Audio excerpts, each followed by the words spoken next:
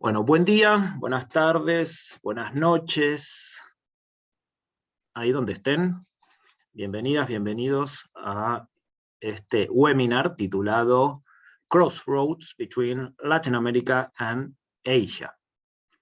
Mi nombre es Jorge Locane, soy profesor de Literaturas y Culturas Hispánicas en la Universidad de Oslo y miembro del Comité Ejecutivo de NALAS, la Asociación Noruega de Estudios Latinoamericanos, presidida en este momento por nuestra querida colega Cari Soriano de la Universidad de Bergen. Este webinar no solo se ubica en la intersección entre América Latina y Asia, sino que también surge del cruce de dos agendas de trabajo, podemos decir.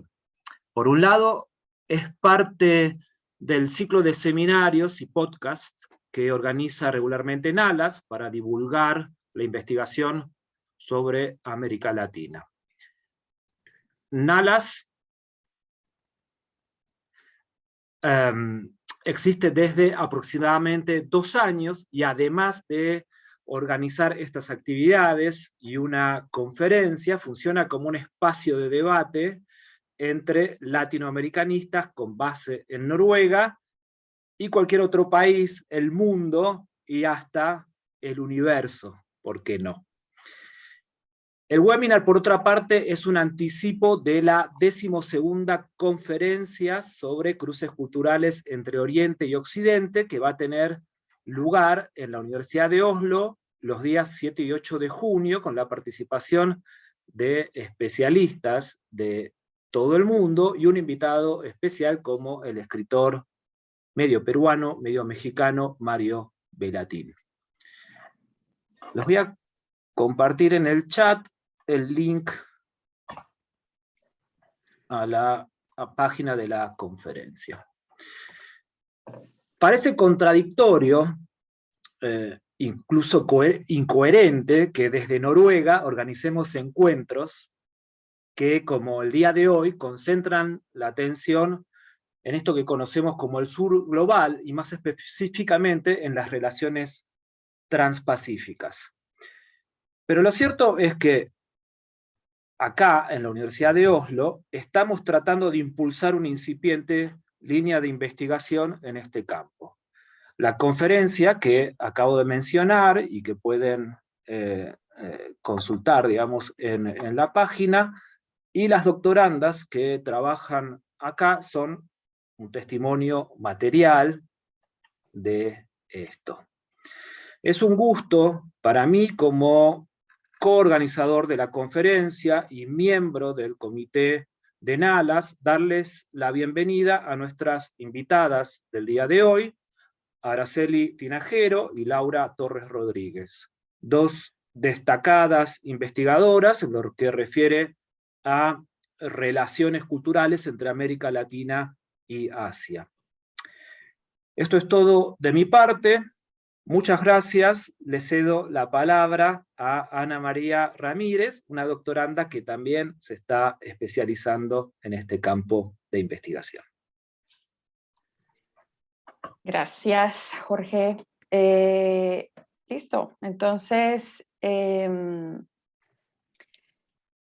bienvenidas, bienvenidos a todas y a todos por estar acá. Y muchas gracias a Laura y a Araceli por aceptar la invitación. Voy a presentar brevemente a Laura y después presentaré a Araceli. Y al final, ellas cada una tendrán 20 minutos para presentar sus libros y al final vamos a tener una sesión de preguntas y respuestas. Yo voy a estar súper pendiente del chat para si quieren escribir sus preguntas. Pero también al final pues les pediría que utilicen el botón para raise hand o para levantar la palabra para intervenir. Entonces, sin más, Laura Rodríguez es profesora asociada al Departamento de Español y Portugués de la Universidad de Nueva York. Es autora del libro del que nos va a hablar hoy, Orientaciones Transpacíficas, la Modernidad Mexicana y el Espectro de Asia, que se publicó en 2019. En 2020, su libro ganó el primer premio de la sección Mejor Libro de Humanidades en LASA México y recibió una mención de honor en el premio MLA Catherine Singer Kovacs en 2019. Desde el año pasado, Laura se desempeña como líder de equipo en el Cross Currents Bennett Polonsky Humanities Lab. El libro de Laura es un examen a través del tiempo de la orientación hacia el este y el sur de Asia, presente en el trabajo de reconocidos intelectuales y artistas mexicanos. Laura propone que, aunque después de la independencia de México, la relación comercial entre México y Asia se vio amenazado, el este y el sur de Asia continuaron, sin embargo, siendo un punto de referencia crucial para que México afirmara su centralidad global y consolidara sus discursos de singularidad cultural o excepción política. Por eso es que y que hace el libro de Laura muy interesante, más que entender el orientalismo mexicano como una imitación de la producción orientalista europea, su libro en realidad reconceptualiza eso como una forma histórica y geográfica de orientación fundamentada en la formación postcolonial de México y en su extensa historia transpacífica.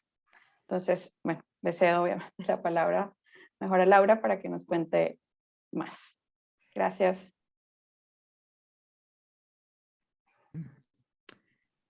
Gracias. Bueno, quisiera comenzar agradeciéndoles una vez más, ¿no?, a Jorge Locane y a Ana María Ramírez y a Nalas por la invitación a conversar sobre el libro.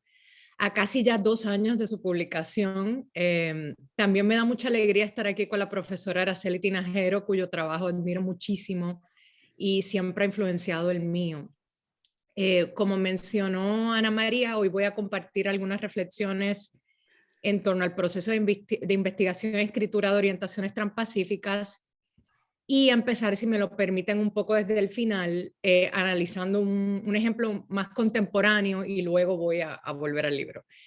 En el verano del 2019, que parece ya hace una vida antes de la pandemia, visité una retrospectiva en la ciudad de Nueva York de la artista plástica Mika Rothenberg y captó especialmente mi atención una videoinstalación titulada Cosmic Generator, cuyo eje temático, para mi sorpresa, consistía en la exploración cinematográfica de un sistema de túneles ficcionales que establecían un extraño comercio entre el barrio chino de la ciudad fronteriza de Mexicali, en México, y un mercado mayorista en Yiwu, China, en una estética que ha sido ya denominada por los críticos como socialismo surrealista. La obra de Rothenberg usualmente explora el trabajo femenino inmigrante que vincula de manera activa pero invisible distintas geografías y los espacios intersticiales como fábricas, sweatshops, oficinas, tiendas y restaurantes que ensamblan el mundo globalizado. Cosmic Generator inicia un restaurante chino de Mexicali con una camarera que al destapar un plato de comida revela un misterioso túnel en su centro. La cámara viaja por el túnel para reemerger en el mercado en China. Los túneles parecen surgir de los lugares más inesperados y estar custodiados por una serie de personajes femeninos. El montaje, que combina la estética documental con la animación y una especie de ciencia ficción, colapsa a pasos gigantados los grados de distancia y proximidad entre México y China. Me llamó especialmente la atención aquí que la relación hacia México, a la que he dedicado gran parte de mi investigación, se narra a partir del comercio de mercancías al por mayor, mercancías que a su vez llenan los mercados mexicanos como Tepito, ¿no?, y nutren la economía informal popular. Muchas de estas mercancías vienen de Yiwu y son transportadas, como lo ha estudiado recientemente Jimena Alba Villarreal, vendidas y gestionadas por mujeres migrantes chinas. Ahora voy a tratar de compartirle algunas imágenes de esta instalación para que tengan un poco una idea cómo se ve, pero bueno, tampoco es tan importante. voy a continuar. Ay, si encuentro la presentación. Ok, sin embargo, lo que me interesa resaltar hoy de la pieza de Rothenberg con relación al libro es que el vínculo histórico entre México y China parecería necesitar aquí de la ficción para poder ser realmente pensado. Por consiguiente, la pieza evoca la capacidad del epistema estético para captar la historicidad y materialidad de trayectorias globales que de otro modo parecían resultar accidentales o irrelevantes. La ciudad fronteriza de Mexicali fue y sigue siendo uno de los centros más importantes de inmigración china en México. Su barrio chino, La Chinesca, es conocido por una serie de sótanos subterráneos donde los chinos mexicanos tenían almacenes y negocios para resguardarse del calor del desierto. Según la historia popular, había túneles que conectaban a Mexicali con la ciudad de Caléxico. Como ha estudiado Robert Chau Romero, entre otros, los inmigrantes chinos fueron los primeros en ser declarados indocumentados por las autoridades estadounidenses. La historia de la militarización de la frontera México-Estados Unidos es atada a la historia de la migración china en las Américas. Por consiguiente, la peculiar exploración del eje Mexicali-Caléxico en la videoinstalación de Rothenberg apunta a una visibilización contemporánea de la olvidada conexión transpacífica en la configuración histórica de las zonas fronterizas entre México y Estados Unidos. En este sentido, la videoinstalación de Rothenberg ejerce una memoria alucinada que le sirve de contexto al reciente giro transpacífico de las economías formales e informales, tanto mexicanas como latinoamericanas, debido en parte a la creciente importancia de China como principal socio comercial de la región. Ok, aunque he decidido comenzar la presentación desde este contexto contemporáneo, la pregunta que animó la escritura de Orientaciones Transpacíficas fue la siguiente, ¿no? ¿Cómo desaparece un océano, en este caso el Océano Pacífico, en la tradición cultural e intelectual mexicana del siglo XX? Y por consiguiente, ¿cómo reaparece y de qué formas?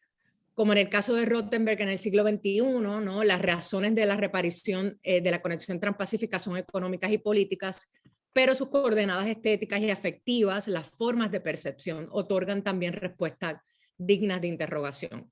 Por esta razón, la organización de los capítulos en el libro tuvo dos criterios: un orden histórico y cronológico que representaba momentos claves de transformación política y económica en la historia mexicana del siglo XX, y un orden estético donde se privilegiaron distintos modos de percepción.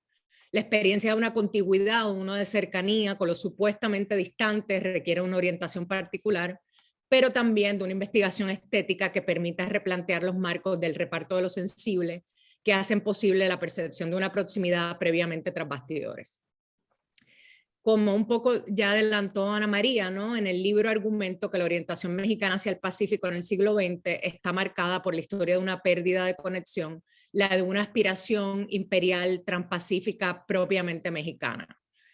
En México es el eslabón perdido en la historia de las sucesiones imperiales del Pacífico.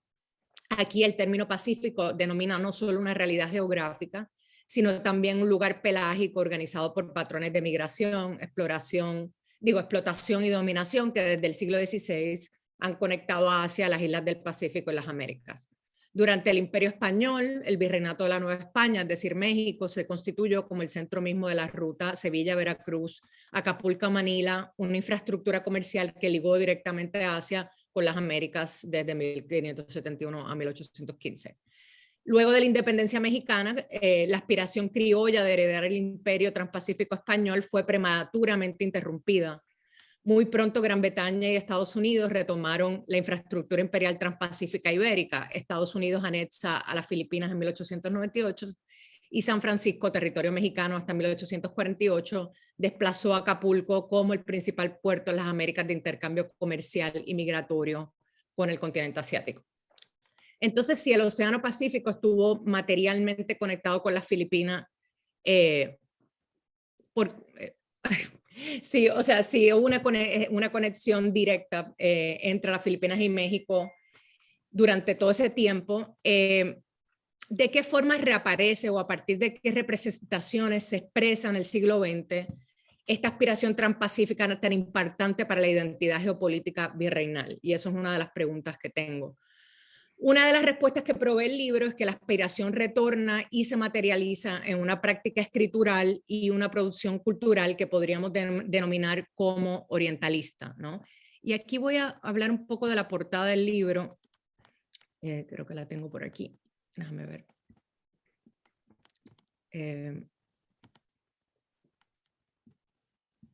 No sé si están viendo la portada o están viendo mi presentación. Ok. Entonces, pensando un poco en términos de la portada del libro, la portada del libro fue una idea de mi editor, de Juan Carlos González Espitia, que superpone una fotografía de Manuel Álvarez Bravo, que discuto en el libro, a la ola de Canagua de Okusai. Entonces, a mí me interesa, el orientalismo en México puede ser visto como el proceso por el cual un fluido vinculante se petrifica, ¿no? O como consecuencia de ello, comencé entonces a repensar el orientalismo como una textura o como una cualidad de rigidez, aunque no exenta de importancia. Es por esto que en el libro hago, como menciona Ana María, una reconceptualización del trabajo de Edward Said desde la especificidad del Archivo Transpacífico Mexicano. Con la ayuda de la teórica Sara Ahmed, me interesé por una noción de orientalismo que considerara la realización del cuerpo y sus formas de espacialidad en la problemática del orientalismo. Es decir, me interesé por el componente experiencial y localizado del orientalismo mexicano como una forma de orientación geográfica dada por la especificidad de su historia. Y esto es lo que denomino como orientación transpacífica. En el caso de la orientación hacia Asia, no solo se producía a partir de una imitación del archivo europeo, sino que se enraizaba en el lugar estratégico de México en las rutas transpacíficas coloniales. Es a partir de esta concepción materialista de la orientación que considera el orientalismo mexicano como una práctica, bueno, y mi centralidad es que, mi argumento es que la centralidad del vínculo comercial con China, India, del vínculo comercial con China, India y Japón en los sueños de autonomía criollos sientan un precedente importante para comprender los modos en que Asia del Este y del Sur, y no solo Europa, orientan los proyectos de modernización cultural mexicanos. No voy a hacer un resumen de los capítulos, pero sí quisiera mencionar que los materiales seleccionados en el libro se construyen a partir de una observación, y esta observación es que la reflexión intelectual sobre Asia en México se intensifica en momentos claves de redefinición de las ideologías latinoamericanistas. Esto se evidencia en la atención especial que recibieron distintos países del continente asiático en debates específicos sobre la heterogeneidad cultural, racial, social y económica en América Latina. De esta forma, el libro examina en clave transpacífica los debates americanistas del modernismo latinoamericano y la formación de una estética visual posrevolucionaria en la obra de José Juan Tablada, en el capítulo 1, la importancia de los intelectuales bengalíes en la noción de mestizaje y el proyecto educativo estatal de José Vasconcelos, en el capítulo 2, el concepto de modo de producción asiático como una alternativa a la teoría de la dependencia, y en la articulación de una crítica materialista al Estado priista en los primeros escritos de Roger Bartran, en el capítulo 3, la perspectiva transpacífica del complot mongol de Rafael Bernal, la novela negra mexicana por excelencia, precursora avant la lettre de la narcoficción en México. Y por último, el libro cierra con un capítulo que analiza las referencias a Asia en diversas prácticas literarias y artísticas fronterizas vinculadas con la presencia de la maquila japonesa y coreana en la zona, en la frontera México-Estados Unidos. Debido a las similitudes estructurales que las zonas económicas especiales en Asia del Este y la industria de la maquiladora en México, los materiales analizados en ese capítulo reflexionan sobre los procesos de organización y feminización del trabajo que posibilitan la producción de tecnología en la frontera. Con estos capítulos no me interesaba la constatación del carácter excepcional de las modernidades periféricas, sino por el contrario, la investigación comparada de estos intelectuales y artistas representa un cuestionamiento desde el sur global de las narrativas de ejemplaridad y homogeneidad asociadas comúnmente con la modernidad occidental, al levantar la sospecha de la centralidad y no marginalidad del abigarramiento socioeconómico para la comprensión de la modernidad en su articulación global. Pero todo esto lo pueden leer en el libro, así que quisiera compartir mejor con ustedes la forma en que los materiales con los que estaba trabajando determinaron los marcos teóricos que terminé proponiendo para mi trabajo. Y regreso entonces a mi uso del término orientalismo como una forma de orientación material, corporal e histórica, que rebasaba un poco el debate en torno a la representación estereotípica del otro, sin quitarle tampoco importancia a la relación entre capitalismo, imperialismo, saber y poder que imprimió Said al término. Por ejemplo, y quiero compartir aquí una imagen que analizo en el texto, en el capítulo 1.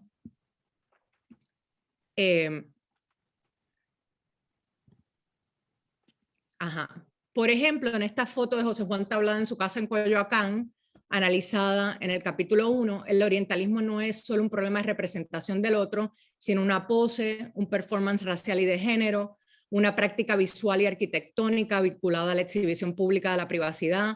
Más específicamente representa una nueva forma de exhibir el cuerpo masculino en el espacio doméstico, si se quiere, una forma de autoficción, una orientación sostenida por una infraestructura que a su vez permite coreografiar distintos registros estéticos, como la decoración y las artes visuales.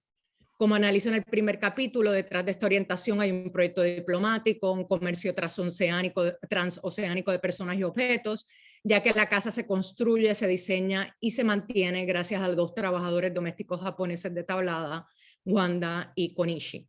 Y además la casa va a ser destruida durante la Revolución Mexicana.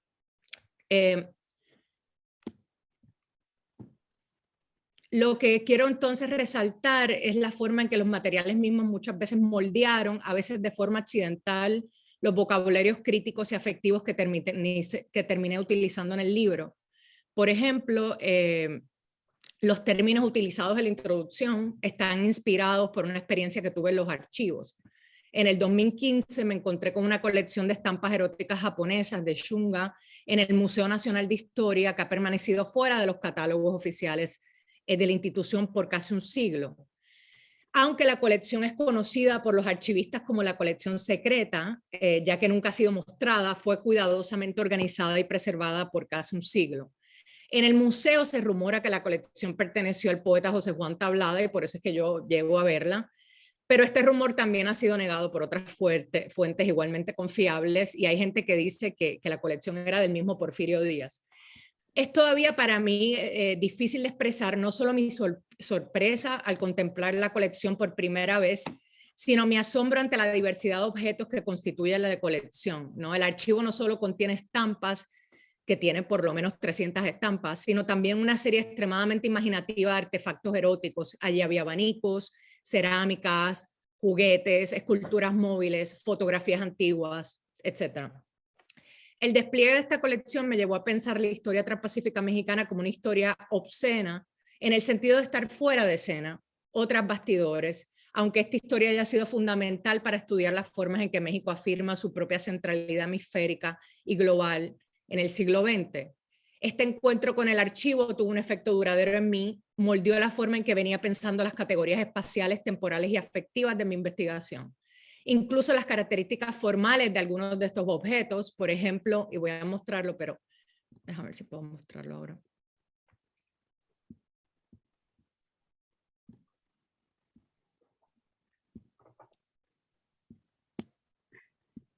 Voy a hablar de este abanico que se va desdoblando.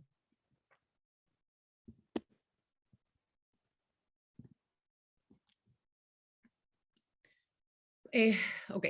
Por ejemplo, incluso las categorías formales de algunos de estos objetos, por ejemplo, el desdoblamiento erótico de este abanico, indirectamente modificaron mis vocabularios. Comencé a pensar la relación entre México y Asia como una relación de extimidad, y ese es el término que uso, o el encuentro con el Pacífico como una experiencia de invaginación geográfica y temporal, ya que el repliego o despliegue de lo transpacífico abrió una fractura en la historia intelectual mexicana que perturbaba nociones de interioridad y exterioridad, de lo propio o lo impropio, de lo distante y lo próximo, de lo extranjero y lo íntimo.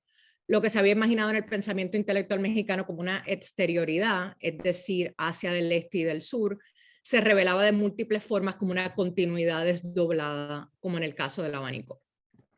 Quisiera terminar rápidamente con un argumento que hago en el epílogo del libro a partir de mi primera visita al Museo Sumaya de Plaza Carso en el 2015.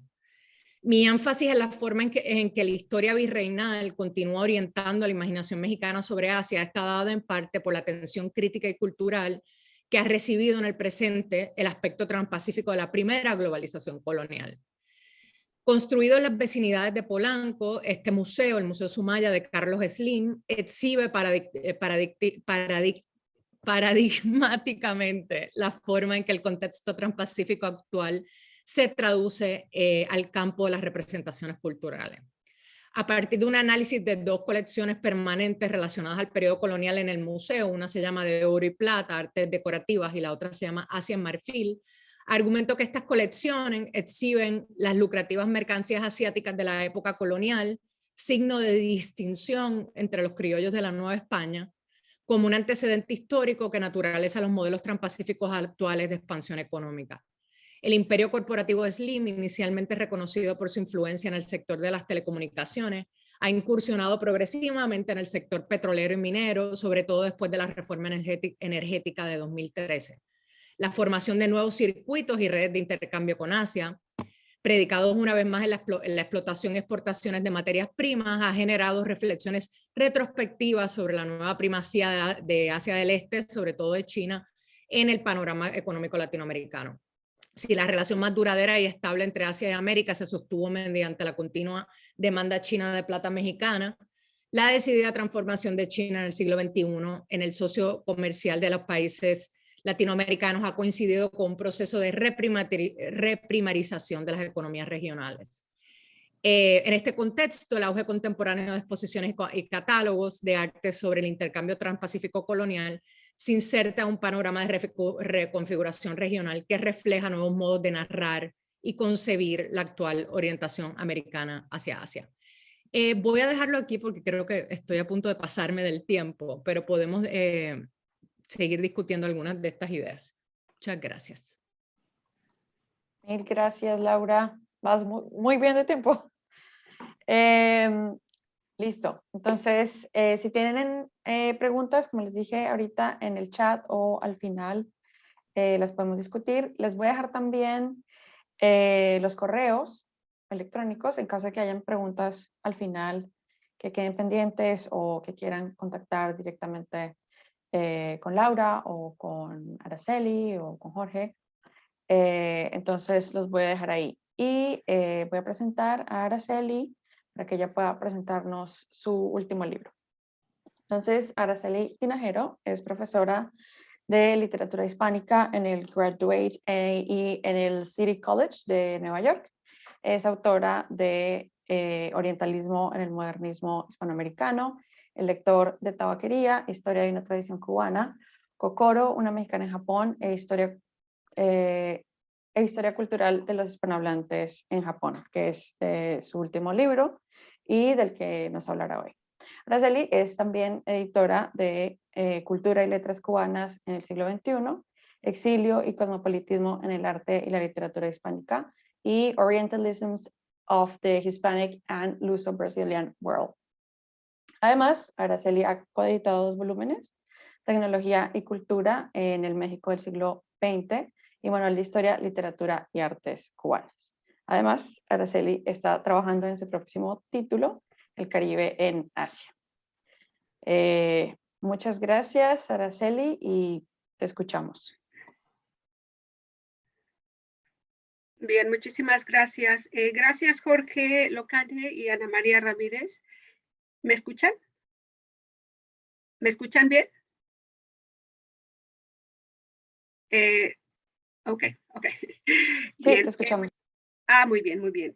Muchísimas gracias por esta invitación y gracias a las personas que nos acompañan desde Estados Unidos, que es muy temprano, y bueno, y a los que nos acompañan desde Europa, que bueno, siempre es difícil hacer tiempo un viernes por la tarde, ¿no? Bien, yo voy a presentar unas imágenes.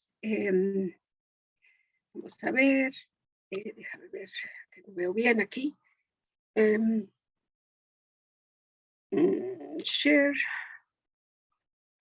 Bien, ¿están viendo un PowerPoint ahí? ¿No? Sí, Sí, ok, sí. muy bien, muy bien. Entonces voy a comenzar por aquí. Bien, bien.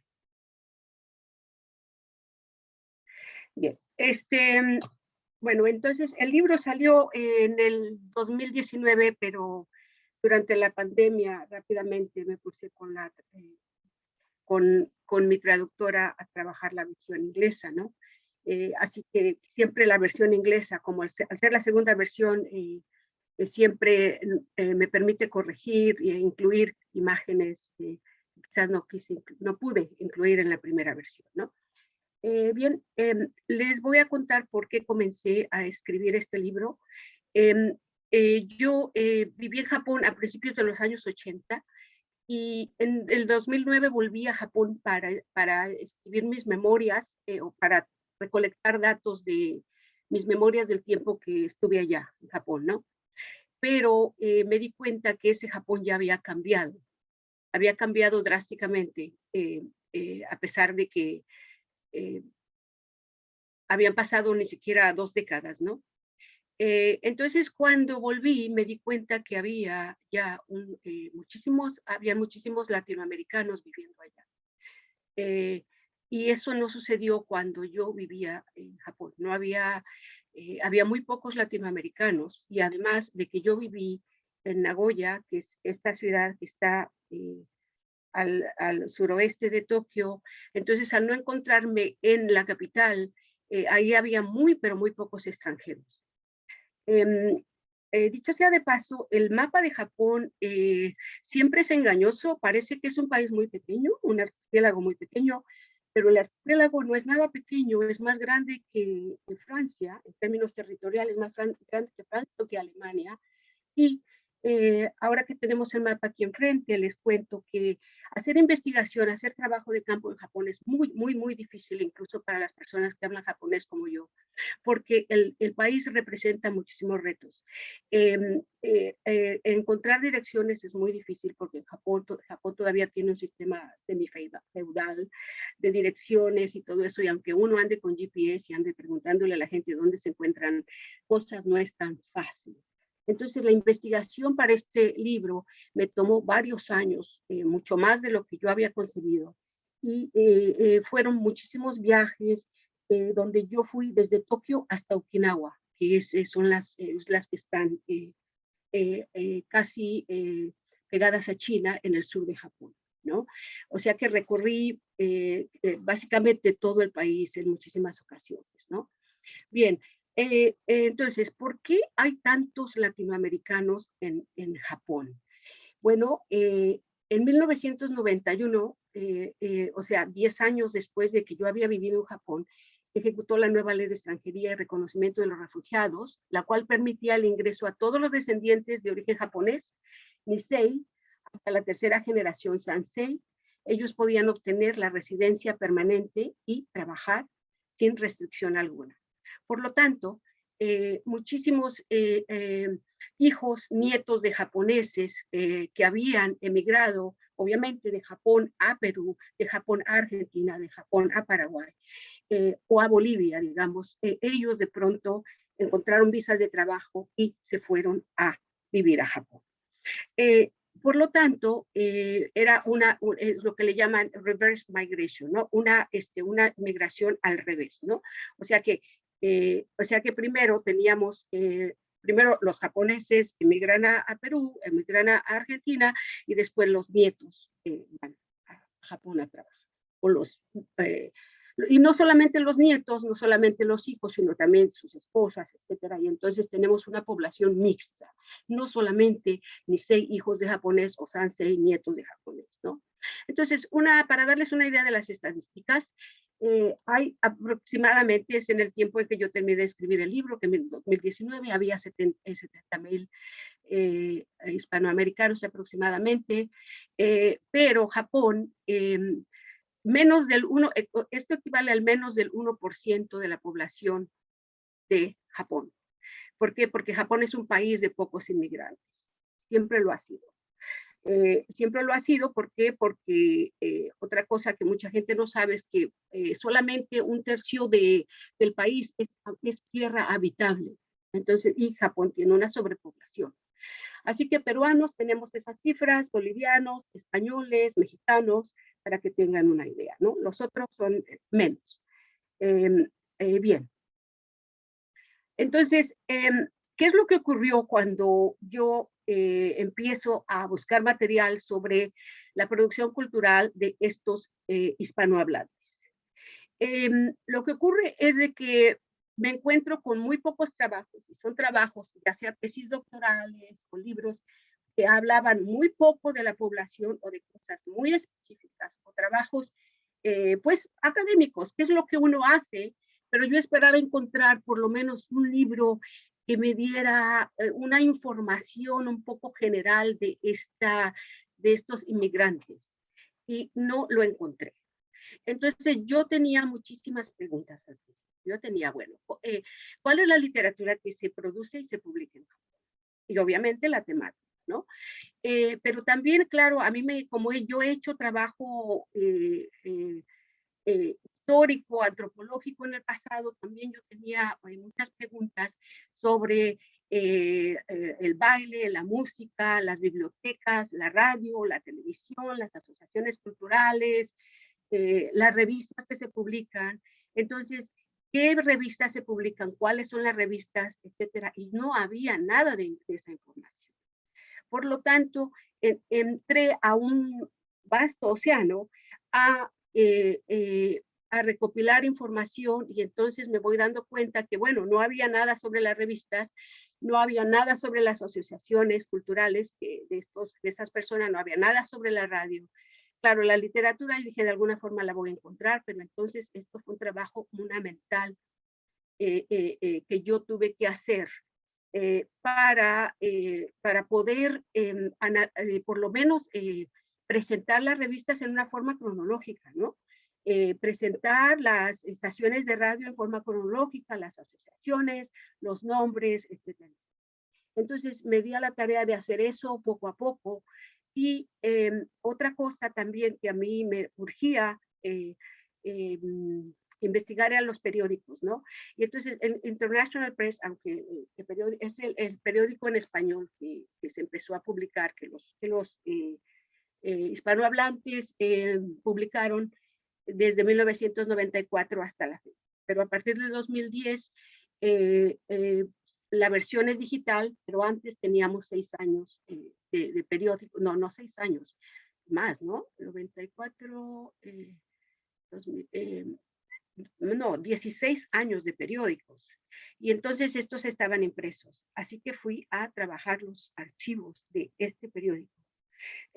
Porque lo que quería era ver si había literatura publicada allí, ¿no? Entonces también otra cosa otra de mis curiosidades, o una de mis interrogantes era la labor de los intelectuales, ¿no?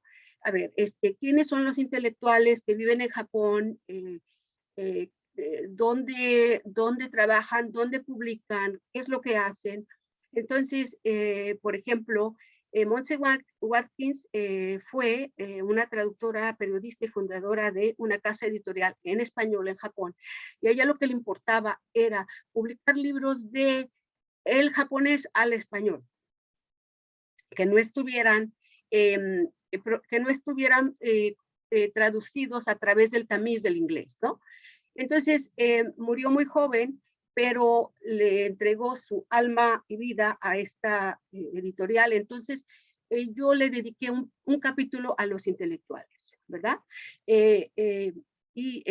Bueno, entonces escogí algunas personas, claro, no podía escribir sobre todos. Y, por ejemplo, también entrevisté a Silvia Lidia González. En ese primer capítulo aparecen las entrevistas. Es profesora de español y experta en la bomba atómica, ¿no? Entonces hay muchas relaciones entre los intelectuales y qué es lo que hay en Japón. Por ejemplo, abajo se ve un mural que se llama El mito del futuro, y este fue pintado en México por un pintor japonés. Y fue encontrado el mural, el pintor murió, pero el mural se encontró en México y tiene que ver con la bomba atómica. Ese mural es el mural que es más visto en Japón. ¿Por qué? Porque está en la estación Shibuya de Tokio, donde pasan miles y miles de personas todos los días, ¿no? Entonces de eso me ocupo, de hablar de los intelectuales y su relación con el arte, con la literatura, con las traducciones, con todo lo que hacen en relación al mundo hispanohablante. ¿Por qué mundo hispanohablante y por qué les llamo hispanohablantes? Porque a mí me pareció demasiado superficial dedicarme solamente a los latinoamericanos. ¿Por qué? Porque, digamos, Montse Watkins, ella fue catalana, ¿no? Y en el periódico, por ejemplo, publicaban los latinoamericanos y los españoles también. Por lo tanto, yo no quise tildarlos de latinos o solamente hablar latinoamericanos, sino yo dije, voy a incluir a todos, porque en el periódico todos, por ejemplo, todos publican en donde dan conferencias, todos van a las mismas conferencias, trabajan en las mismas universidades, trabajan para las mismas editoriales. Entonces, por eso mi título de hispanohablantes, ¿no? Entonces, por ejemplo, Cuadernos Canela es una revista que sale, es una revista académica de intelectuales, ¿no? De una asociación de hispanistas en Japón. Y por ejemplo, a la derecha lo que pueden ver es un libro de español y japonés escrito por un argentino para enseñarles japonés a los latinoamericanos, porque la cuestión de la educación es uno de los retos más grandes. ¿Por qué? Porque los hijos de los hispanohablantes que se van a Japón, pues muchos de ellos no hablan japonés, ¿no? Y tienen que integrarse a la escuela en japonés, y eso es muy, pero muy difícil. Hay muy pocos institutos bilingües, y esto ha sido uno de los retos más grandes para estas poblaciones, ¿no? Entonces, el capítulo donde yo hablo de los medios de comunicación, documento todas las revistas que pude encontrar, y en forma cronológica, y cuáles son los contenidos y cuáles son ejemplos de algunas de los temas que tratan. Entonces, estas son revistas gratuitas, ¿no? Entonces, aunque sean revistas gratuitas, son importantes porque son parte de la producción cultural, y además son las más leídas por esa población, ¿no? Otra cosa es de que los hispanohablantes viven en todo el país, no viven solamente, no se concentran en un área. Por lo tanto, es muy difícil dar con ellos. ¿Por qué? Porque no hay, digamos, centros latinos o de hispanohablantes allá, ¿no? O como hay los Chinatowns en muchas partes. Entonces, yo hablo de todas estas revistas, y por ejemplo, aquí a la izquierda tienen a esta chica bailando flamenco, y pues hablo también de la danza. Otro capítulo se lo dedico a la danza y la música, y también fue un capítulo muy denso. Claro, hablo del flamenco, por ejemplo. Flamenco, hay más academias de flamenco en Japón que hay en España misma, ¿no? Así que estas son las revistas, ¿no?, que estudio y que documento en una labor que yo tenía que hacer, que me sentía obligada a hacerla. ¿Por qué? Porque no encontré un libro que me diera esa bibliografía, esa noticia, ¿no? Entonces, yo generalmente emprendo trabajos, escribo libros que yo no encontré y que quise haber leído, ¿no? Entonces, pues hablo de las manifestaciones culturales, como es que, por ejemplo, los mexicanos celebran el Día de los Muertos allá en Japón, todas esas asociaciones que promueven la música y la cultura allá. Y esas asociaciones muchas veces están fundadas no por intelectuales, sino por obreros, porque muchos de los latinoamericanos que fueron para allá tenían que hacer o tienen que hacer trabajo de fábrica, porque era la mano de obra que hacía falta en Japón. Entonces, muchos de ellos, aunque eran intelectuales en Latinoamérica, por ejemplo, se van y empiezan a trabajar en fábricas, pero se les paga muy bien, o sea que muy bien, casi el mismo salario que los intelectuales. Así que no hay que sentirse por eso, pero a lo que voy es de que muchas de esas asociaciones y producciones culturales son hechas por gente que no está en el campo intelectual, ¿no? Por ejemplo, me interesaba muchísimo también ver el catolicismo allá. Como sabemos, fue perseguido hace muchos siglos, pero claro, al llegar los latinoamericanos tenemos de pronto las iglesias resurgen o se construyen iglesias en lugares donde no había iglesias, por ejemplo. Y digamos, en este caso, los peruanos llevan la tradición de la procesión del Señor de los Milagros, que se lleva a cabo en octubre. Yo me tardé como 5 años para poder ir a ver esa procesión porque no estaba de sabático. Entonces ahí se ve cómo es que ellos también van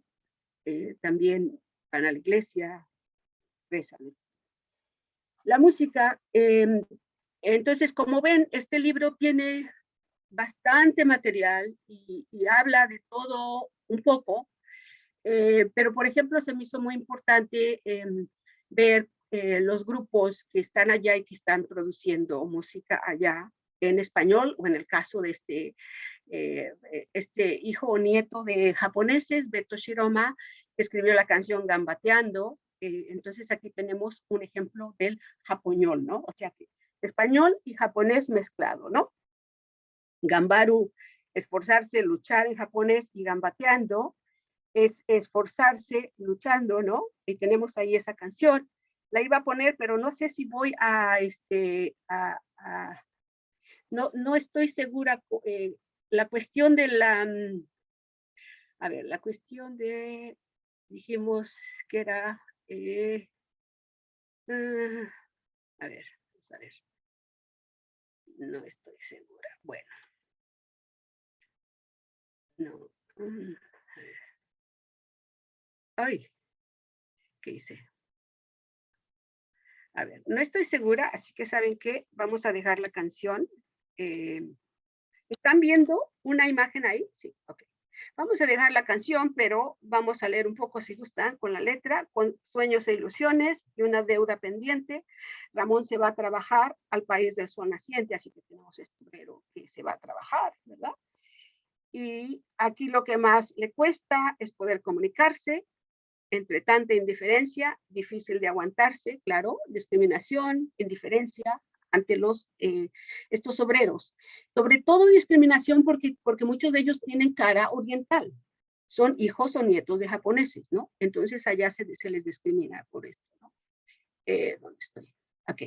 Entonces, aparte de la rutina interminable y pesada, hay gente que discrimina, que lo provoca por nada, para matar la tristeza que tiene en su corazón por la familia que espera. Gambateando va Ramón, o sea, luchando va Ramón, ¿no? Luchando va Ramón. Bien, así que también tuve que incluir a músicos que van a Japón, porque entre ellos, pues allá varios de ellos presentan, ¿no? Entonces, presentan al mismo tiempo. Así que tuve que, por ejemplo, Alfredo Casero, un argentino, ¿no? Entonces, ¿cuáles son algunos ejemplos de la literatura que encontré en el periódico? Por ejemplo, el Mundial Corea-Japón de fútbol fue un gran evento. Casi fue como la primera vez que los hispanohablantes allá dicen, oh, somos hispanohablantes, somos latinoamericanos. Por primera vez se ven como un conjunto, ¿no? Entonces, estimuló mucho, el Mundial de Fútbol estimuló mucho la presencia y la producción cultural de estos hispanohablantes, ¿no? Por ejemplo, tenemos aquí Mundial 2002, tal vez usted no lo crea, en la fiesta del balón debutó muy bien Japón y nos sorprendió Corea, o sea que nos está dando un resumen del Mundial, ¿no? Senegal, que dio pelea, Turquía, que se da maña, fracasa esta vez España, y Rusia lo ve muy fea, ¿no? O sea que tenemos estas tipo canciones, corridos, ¿no? Entonces ese es parte del material que yo rescato, ¿no?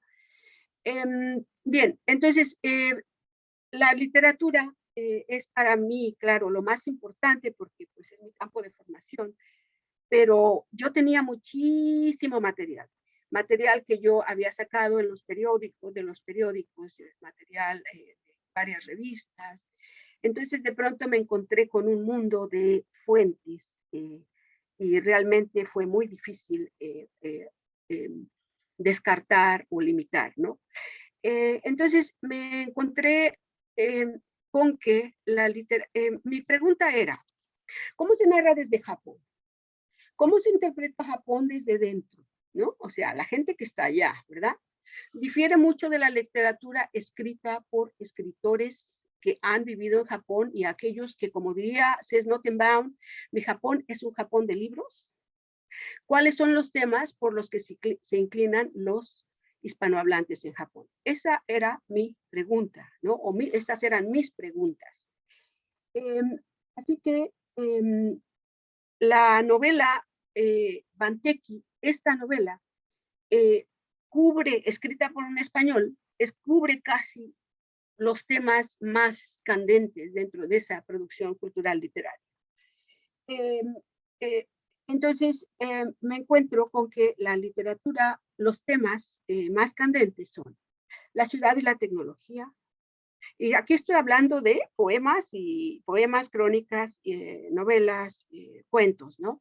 La ciudad y la tecnología, especialmente los trenes y los celulares, ¿no?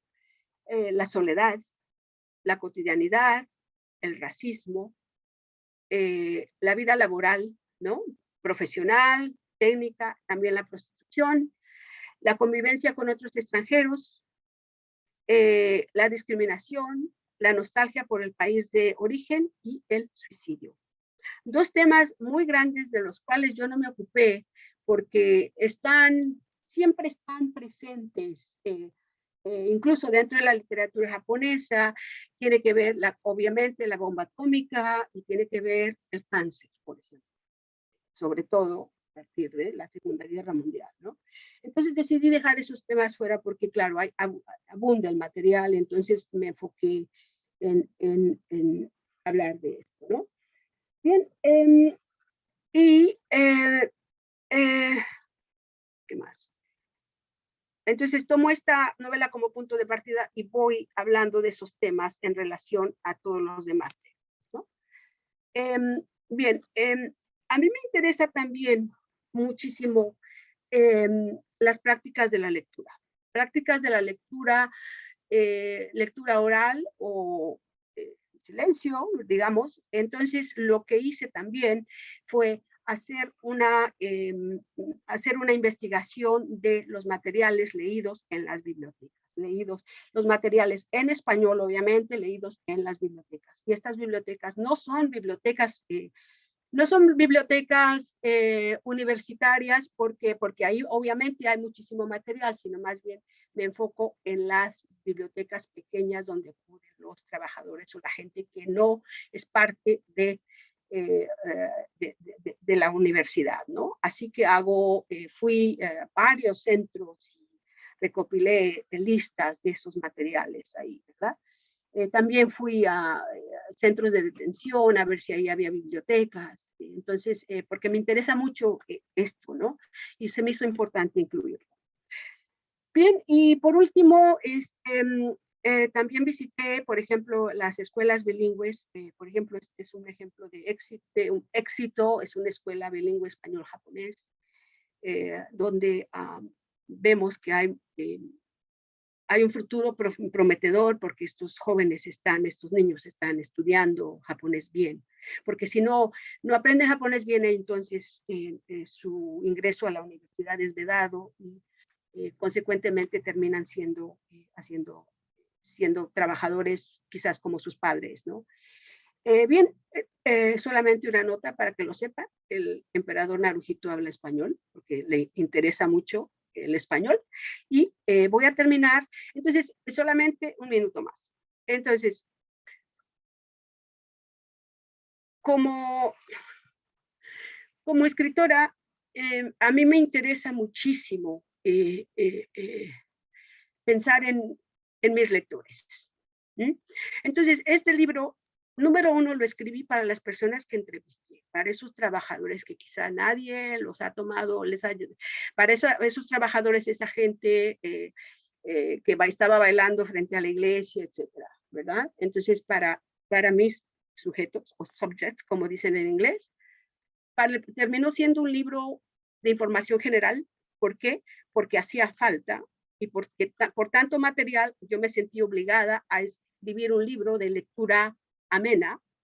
Número 3, para los estudiantes, que ellos lo pueden tomar un capítulo y ver, etcétera. Y sobre todo también para los futuros investigadores, porque ahí hay muchísima información. Dicho de otra forma, por cada capítulo mío, yo creo que salen 3 libros. Se pueden escribir 3 libros y entonces es una invitación para que todos puedan tomar de ahí y escribir otros libros, de los cuales yo no tendré tiempo para hacer. Bien, muchas gracias. Gracias, Araceli. Bueno, entonces queda ya abierto completamente el escenario para quien quiera preguntar cualquier cosa o comentar algo. Entonces, esperamos sus preguntas.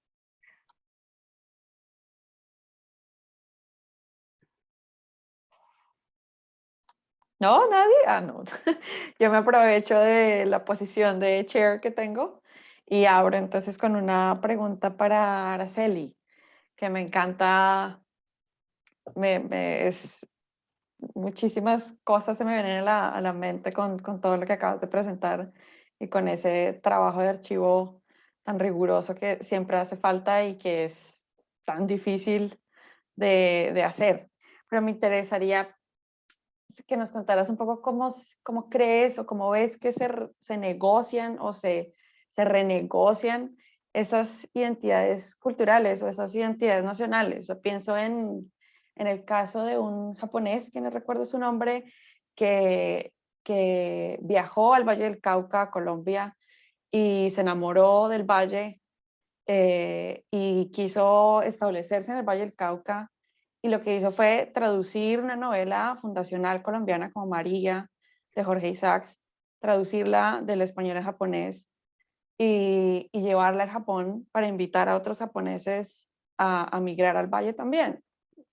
Y fue gracias a esa traducción que otros japoneses pues decidieron migrar al valle colombiano y establecer pues una pequeña diáspora japonesa en el valle, que hoy, por ejemplo, es bastante, o de las diásporas japonesas en Colombia, el Cali y el valle o esa región es supremamente fuerte.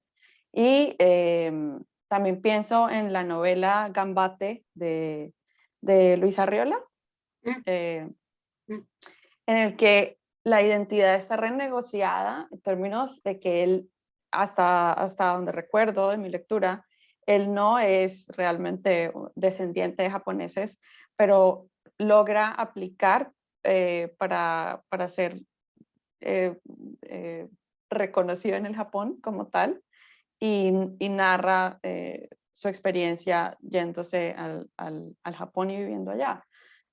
No sé, cualquier cosa que se te venga a la mente de qué pasa con esas identidades culturales o esas fronteras entre las identidades nacionales o sí, bueno, sobre todo a propósito de lo transpacífico, que es un vínculo tan complejo pero tan fértil para ese tipo de preguntas.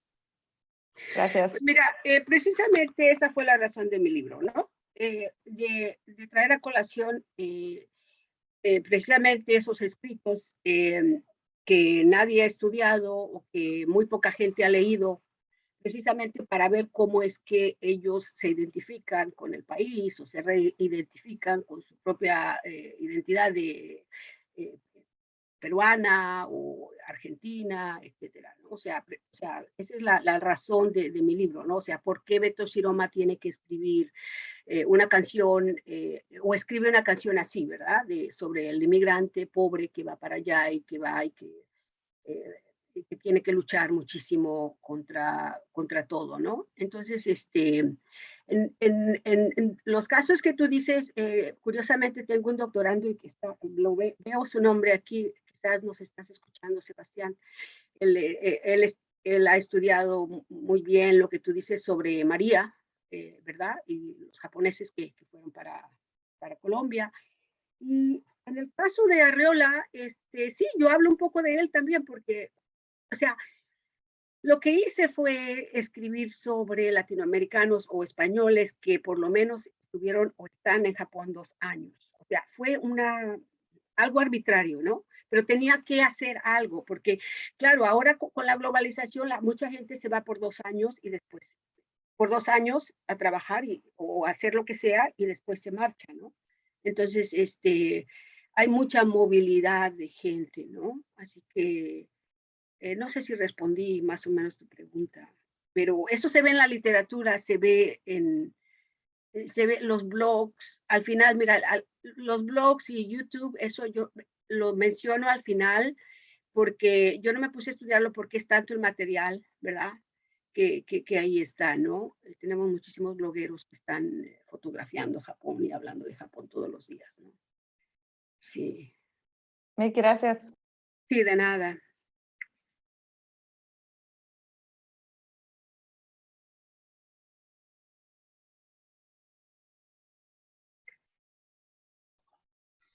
Bueno, si nadie hace alguna pregunta o comentario, aprovecho, ya que están presentes Laura y Araceli, dos especialistas. Bueno, tengo varias cosas, pero voy a tratar de resumirlo. Laura, en tu caso, bueno, pienso que podrías haber también comenzado tu presentación con una referencia al libro de Julián Herbert, La Casa del Dolor Ajeno, que narra esta matanza de chinos en Torreón, bueno, que es un libro publicado hace unos años. Entonces, me pregunto, ¿cuál es tu hipótesis para explicar la desaparición del Océano Pacífico y por qué resurge?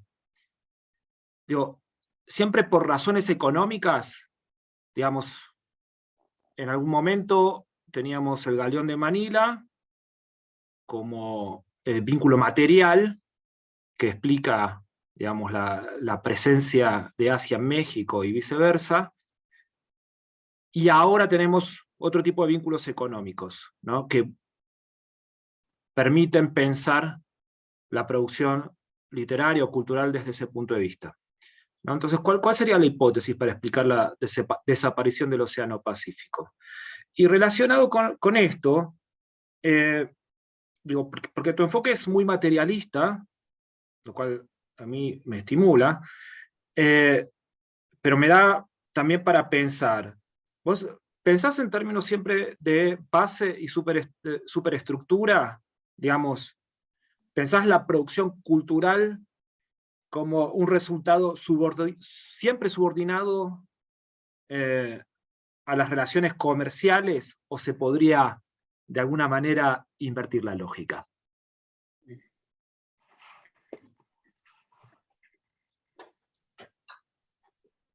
Sí, bueno, hay varias cosas ahí, ¿no? Lo de La Casa del Dolor Ajeno de Julián Herbert, sí escribo, tengo 2 artículos sobre el libro, sobre el texto, que no entran en el libro, porque como decía Araceli, uno empieza a crecer ese archivo, a crecer, y de momento uno tiene que decir, no, este primer libro que yo escribí, por ejemplo, me pasó con Said, este primer libro que yo escribí de alguna forma es sobre orientalismo, aunque el orientalismo no es, ¿no?, la única forma de orientación mexicana hacia Asia, ¿no? Ni siquiera la más importante, ¿no? O sea, que eso es algo que es importante también. Lo que pasa es que esto es un proyecto que realmente se publica en el 2019, pero yo empiezo, tenía ya más de 10 años cuando se escribe, ¿no? Cuando yo comienzo a escribirlo, todavía ese debate era importante. Entonces, todavía gira un poquito con relación sobre todo a una tradición principalmente intelectual en México que se ha construido como canónica, ¿no? Entonces, eso es importante entender del libro, ¿no? Mi propósito no era dar cuenta de la multiplicidad de orientaciones hacia Asia, ¿no? En México. Y de hecho, cuando yo hablo de desaparición del vínculo, no es una desaparición real, ¿no? Es una desaparición del archivo canónico intelectual que está ha estado tradicionalmente muy orientado hacia el Atlántico. Y esa era más mi pregunta. Por ejemplo, yo empiezo el libro con una cita de Alfonso Reyes que dice, tenemos en nuestra tradición tenemos dos océanos a nuestra elección. O sea, el Atlántico, ¿no? Que tiene que ver más con una formación de identidad nacional y continental muy vinculada a Europa. Y él habla de Vasconcelos. Algunos están por el Pacífico, como Vasconcelos, pero cuando él dice eso, lo dice como una crítica, ¿no? Este se fue, este se desvió. O sea, a mí esa reflexión de desvío me interesa mucho en el libro, y es más por eso hablo me interesa tanto como la cuestión afectiva en estos intelectuales, cuando aparece el Pacífico, sobre todo en estos intelectuales que se han construido como canónicos. Pero claro, y en este sentido, hay muchos, ya cuando yo empiezo a escribir el libro, hay libros que son sobre porque la desaparición del Pacífico, lo que decía es, en esta tradición intelectual, pero esa desaparición es una invisibilización de la importancia de las comunidades migrantes, ¿no? De ascendencia asiática. Y ya cuando yo empiezo a escribir, está el libro de Robert Chao Romero, está el libro de Grace Peña Delgado, Selfa Xu, Jerry García, Liu Young, Jason Oliver Chang, Freddy González, que son libros específicamente sobre la historia de la diáspora chino-mexicana, japonesa mexicana, etcétera. Entonces, yo digo, bueno, yo voy a construir sobre estos estudios, pero este libro es más sobre esta tradición intelectual. Las razones por la desaparición, en el caso por ejemplo, de la Casa del Dolor Ajeno, que es un ejemplo mucho más contemporáneo, de hecho me parece que ahora no recuerdo exactamente la fecha de publicación, pero aún ese artículo, ese libro que tiene que ver más con... yo tengo toda una teoría de ese libro, de por qué Julián Herbert o ese tema comienza a ser tan visible. Tiene que ver, yo creo que con la guerra contra el narcotráfico en México, su impacto en los estados norte, y cómo de alguna forma esa guerra también como que un poco activa, gracias a los historiadores del norte que están de alguna forma historizando la historia de la ilegalización de las drogas en México, pero también de la criminalización de la migración. Y empiezan esos historiadores a ver la conexión con la persecución de los migrantes chinos mexicanos a principios del siglo XX, ¿no? Que para mí aún ya es muy interesante que toda la guerra, ese problema de violencia que hay en México ahora tiene más sentido cuando lo estudias desde el Pacífico que desde el Atlántico necesariamente, ¿no? Entonces, aún ahí con La Casa del Dolor Ajeno, que es un libro que no es sobre orientalismo para nada, ¿no? Que es un libro ya más sobre memoria y violencia estatal y olvido, ¿no? Y ahí la desaparición es importante también porque es sobre el olvido. Pero es más que el olvido en ese texto, es el borramiento, es un borramiento, ¿no? Pero bueno, ¿por qué desaparece? Yo en el libro voy a decir que desaparece precisamente, no es que desaparezca, es que hay una especie como de rompimiento cuando México realmente ya y eso es algo que a mí me interesa mucho. A México sí le interesaba heredar, ¿no? Ese imperio transpacífico virreinal. México realmente piensa que le tocaba, ¿no? Mantener a las Filipinas, todo el tema de la isla Clipperton, todo el tema por ejemplo, es el último deseo del porfiriato de quedarse con alguna posesión en el Pacífico, ¿no? Entonces, esa orientación a mí me parece muy importante, y yo creo que una vez eso y se pierde esa relación, hay como una especie de desaparición que tiene que ver con la falta de énfasis y orientación a Europa de nuevo. Sin embargo, mi argumento es que no, es que si tú lees con más calma, eso siempre ha estado ahí y resurge en momentos muy importantes, sobre todo yo trabajo, es un libro que empieza realmente con la Revolución Mexicana, ¿no? Y en el momento de que México se construye su propio discurso moderno, ¿no? Basado porque la Revolución Mexicana realmente es una revolución que impacta la forma en que toda Latinoamérica va a construirse como nación también. Y en esos momentos de construcción importantes del latinoamericanismo, pero también del nacionalismo mexicano, pues resurge ese vínculo con Asia, ¿no? A través de una reactivación, ¿no? de la ruta, de los discursos sobre la ruta, etcétera. Pero depende del momento, porque yo también llevo en los años 60, hablo un poquito también que es son los años si quieren, que surge la idea del sur global, de la idea del tercer mundo, etcétera, ¿no? A mí me interesa también ver ahí cómo, por ejemplo, los primeros escritos de Roger Bartram, empieza a surgir una crítica del Estado priista, pero muy a través de ideas que tienen que ver con el Estado asiático, de México como un Estado asiático, ¿no? Entonces, por eso a mí y por eso yo primero discuto, o que la importancia de Asia, los discursos de excepcionalidad política y estética, como en Vasconcelos, como en Tablada, pero de momento, en cierto momento, ese discurso de excepcionalidad también se convierte en un discurso de excepción política, ¿no? Entonces, por eso yo hablo en los años 70, ¿no? de Asia como una ficción estatal en México. Entonces, para un poco, esos son algunos ejemplos, pero para hablar de la última pregunta sobre la superestructura y la estructura, ¿no? Yo creo que por eso hablaba un poco con el primer ejemplo de Cosmic Generator, ¿no? Porque a mí en ese videoinstalación, o sea, yo sí pienso, y tal vez por la formación de literatura y estética, porque hay muchos libros sobre este tema, ¿no? Pero casi siempre son desde la historia o desde la etnografía, y están saliendo libros importantísimos, sobre todo en los últimos 2 años, ¿no? Pero mucho desde otras metodologías de estudio y de investigación. Pero entonces, ¿cuál es la importancia de los estudios literarios o los estudios culturales, ¿no? Para pensar esta relación?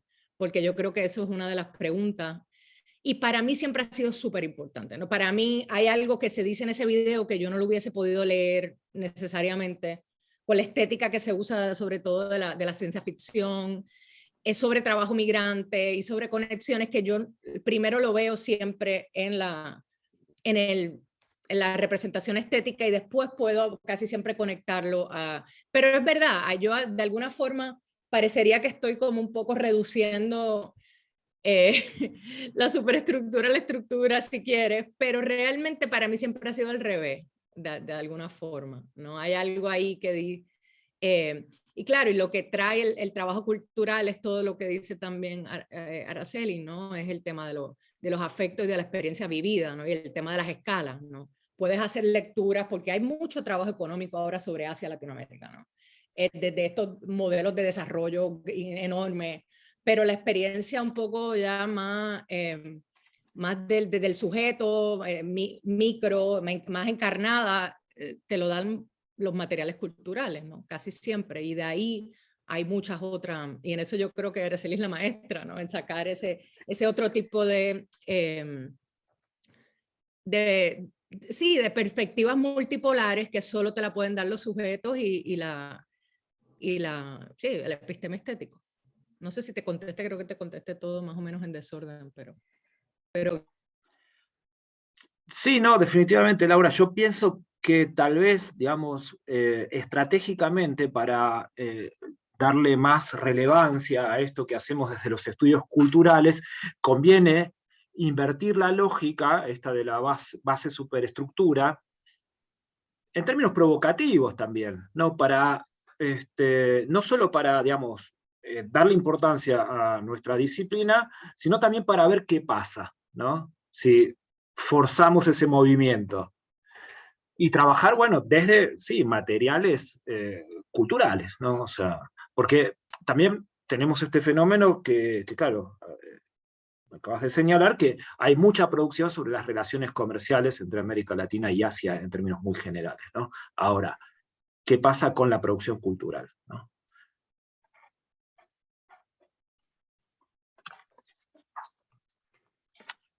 Hay otra pregunta para Laura.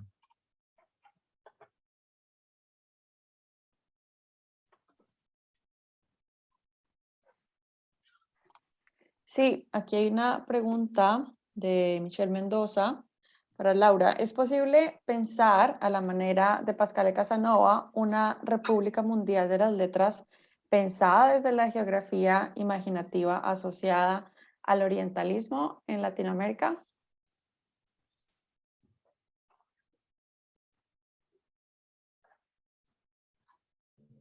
Sí, un momento.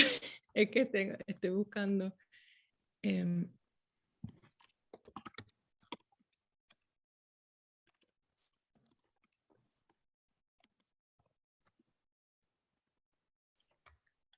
Perdón, no encuentro lo que estaba buscando. Bueno, me ha tocado las preguntas a mí difíciles. Claro, es muy interesante porque yo realmente en el libro no discuto mucho el tema de la literatura mundial, no, ni ese debate de la literatura mundial, que es un debate que para mí viene mucho de los estudios comparados, ¿no? Y es interesante cuando Araceli hablaba de las audiencias, ¿no? Este libro realmente era un libro muy mexicanista en ese sentido, ¿no? Muy para una... pero sí, curiosamente, siempre que me invitan a hacer algo, me invitan mucho desde esos debates de la literatura mundial, ¿no? Y yo siempre a mí se me ha hecho como difícil pensar desde ahí, porque realmente yo no estaba haciendo un trabajo comparado, ¿no? Pero algo que sí hace poco trabajé en un artículo más relacionado a ese debate, tenía que ver precisamente con los debates, por ejemplo, de los debates del surgimiento de la novela como género global, ¿no? Y hay un libro muy lindo que ahora mismo se me está olvidando el nombre, por eso quería buscarlo, que creo que se llama Silver Age, que hace una historia de la novela, ¿no? Del surgimiento de la novela, y hace un ejemplo como, ok, una novela desde Don Quijote, una novela japonesa, una novela china y todo el debate de Robinson Crusoe, ¿no? Y entonces el argumento de ella es que el comercio de plata transpacífico fue súper importante para el surgimiento de la novela como género global, ¿no? Y a mí me interesaba mucho ese libro porque era bien interesante que aún un libro que le interesa el tema de la literatura global y de cambiar ese discurso de Pascal Casanova, ¿no? Como quiera, no hablaba de América Latina ni de México, ni de la importancia de México, ¿no? Y cada vez que se compara, habla de España y habla de Japón y China, pero México parecería no estar. Entonces yo hago todo un comentario sobre los infortunios de Alonso Ramírez como una novela que es casi contemporánea a Robinson Crusoe, ¿no? Que ha sido estudiada como una de las primeras novelas latinoamericanas y que sin embargo sigue siendo completamente invisibilizada, aun cuando también hace un recorrido por esas mismas geografías de la producción de plata. Entonces yo creo que sí, que hay algo ahí que me parece que se podría hacer, no sé si desde el orientalismo como tal, pero sí eso un poco que hablaba Ana María también, la historia de la circulación de los textos y la invisibilización de ciertos textos para las historias que se hacen normalmente sobre literatura mundial, muy desde el Atlántico, muy desde Europa como centro principal de la modernidad, de donde se difunden, ¿no? Las influencias y las formas literarias hacia las periferias. Porque si entonces vemos esa primera fundación, esos textos coloniales son súper importantes, sin embargo siempre son invisibilizados. Y me interesa también mucho el tema de, por ejemplo, Estados Unidos, nunca piensa México y la literatura mexicana temprana del 19 o de la colonia como un precedente a su propia literatura, ¿no? Entonces, ese artículo trabaja también sobre eso, ¿no? No sé si contesto muy bien la pregunta o no sé si te referías más a lo de la lectura,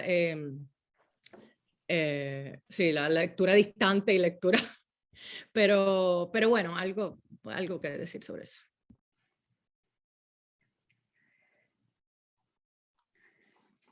Sí. Gracias, Laura. ¿Alguien tiene alguna otra pregunta a la que sí? No, esto no se ve todos los días, así que, ok, Jorge. Yo puedo decir algo más. No, en relación con esta última pregunta y el tema, digamos, de la centralidad de París, según lo propone Casanova, claro, por ahí habría que revisar toda esta producción que conecta de alguna manera América Latina con Asia y específicamente México, para poner a prueba esa hipótesis, ¿no? Estaba pensando especialmente en Grandeza Mexicana, ¿no? De Bernardo de Balbuena, que digamos con ese texto podríamos decir, bueno, la capital de la República Mundial, y ahí ya sería algo forzado tal vez, pero podemos poner a prueba, de las letras, es México para Balbuena, ¿no? Al margen de esto, una pregunta o algún comentario para Araceli. En tu caso, si no me equivoco, bueno, es un estudio más de tipo antropológico, con mucho más trabajo de campo, ¿no? O sea, como decías, o sea, no podías poner a prueba tus hipótesis si no ibas al campo. Me gustaría hacerte una pregunta en relación con el tema de la discriminación que mencionaste al pasar, digamos, ¿no? No sé si lo trabajás en mayor profundidad en tu libro, pero como no sé mucho al respecto, o no sé nada al respecto, te quería preguntar, bueno, si podrías profundizar en el tema de la discriminación y si dirías que es equivalente a la que puede sufrir un asiático, ya sea un japonés, un coreano, un chino, en América Latina, o en el mundo de habla hispana. Vamos a plantearlo en términos más amplios como haces vos. Bueno, Japón es un país donde hay muchísima discriminación.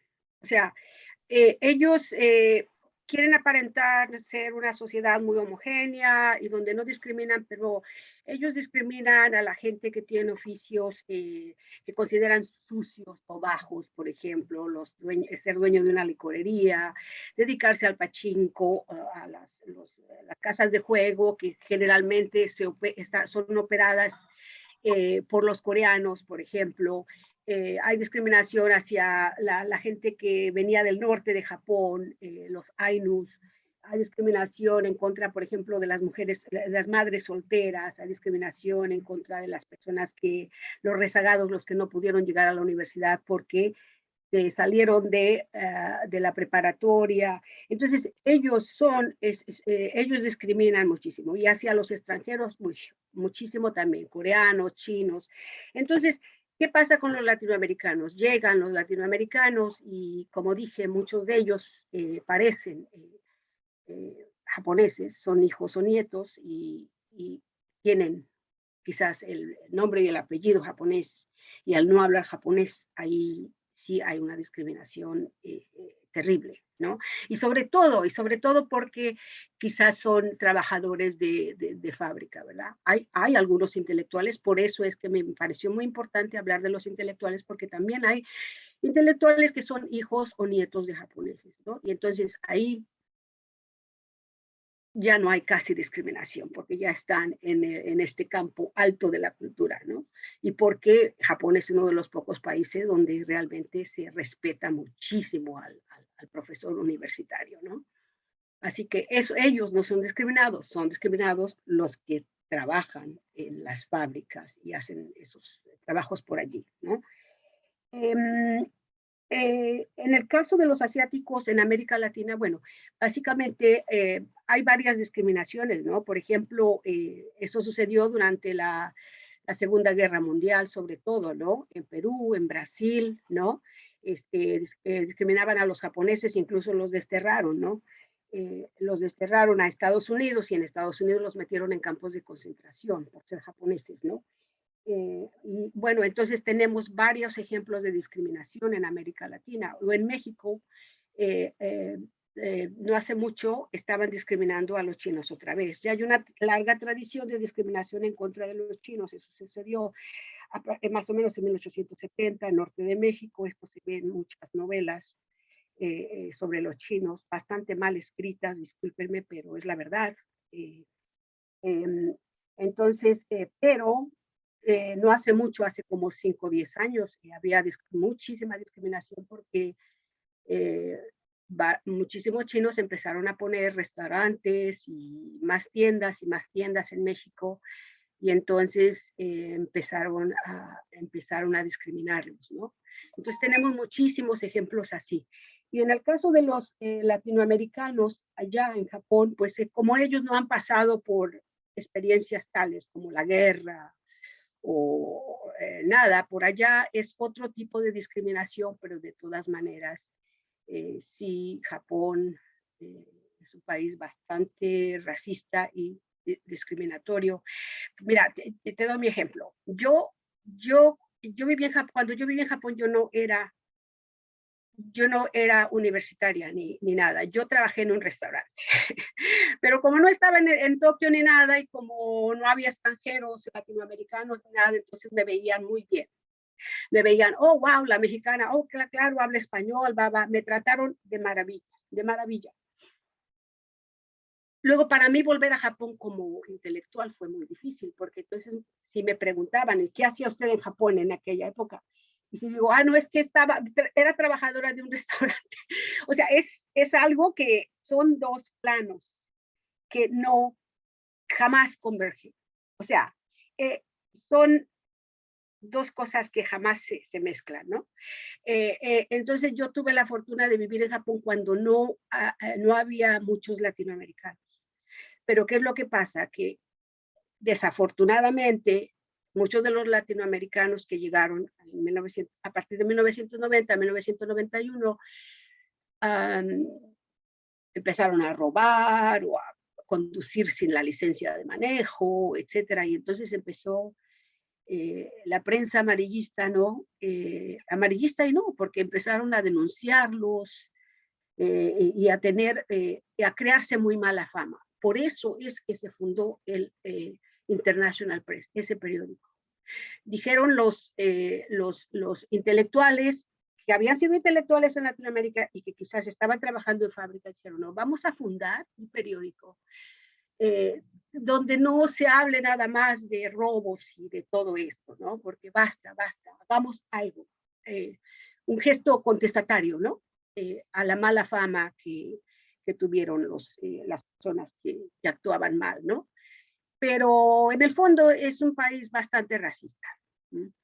Bueno, como todos, ¿no? México también, ¿no? En México decimos que no hay racismo, y cómo no, si hay un racismo en contra del indio, ¿no? O sea, súper racista el país, ¿no? Así que, sí. Listo. Bueno, yo creo que podemos ir cerrando. Ya casi terminamos. Le quiero agradecer muchísimo a Araceli Tinajero, a Laura Rodríguez Torres por todo su tiempo, por presentarnos sus libros. Bueno, a Jorge, obviamente, por idear esto, por organizarlo. Muchísimas gracias. A la gente que nos acompañó, muchas gracias. Quedan ahí todos nuestros correos para que si tienen alguna inquietud, pregunta o lo que sea, estamos ahí disponibles. Y bueno, querría solamente cerrar destacando lo fascinante que es el estudio transpacífico. Hay demasiadas cosas por hacer en literatura, en estudios culturales, en antropología, en sociología, desde muchísimas vertientes. Pienso en lo que escribe Dussel de Cheng He como navegante y de llegar primero a América. Luego también en un diario de un chileno que fue a Japón, vi también que él escribió que en realidad él cree que los indígenas americanos son descendientes de Zipango, es decir, de cómo se llamaba Japón, ¿no? O cuando pensamos, por ejemplo, en la civilización Caray-Supé de la arqueóloga peruana Ruth Shady, que está, bueno, que es una cosa muy reciente y que son, o que demuestra la existencia de civilizaciones tan antiguas, o que pone, o que sitúa o resitúa a Latinoamérica en un contexto de civilizaciones tan antiguas como Mesopotamia, o como la India, o como China, ¿no? Entonces, es absolutamente fascinante todo esto, y bueno, ojalá que tengamos tiempo de hacer tantas cosas tan interesantes que hay por hacer. Les agradezco muchísimo por estar acá y por todo. Y bueno, nos estaremos viendo. Tenemos la conferencia otra vez, una cuña para que se acuerden que tenemos una conferencia aquí en Oslo de precisamente de conexiones Oriente-Occidente, para que estén pendientes de eso. Nos vemos. Cuídense mucho. Muchas gracias.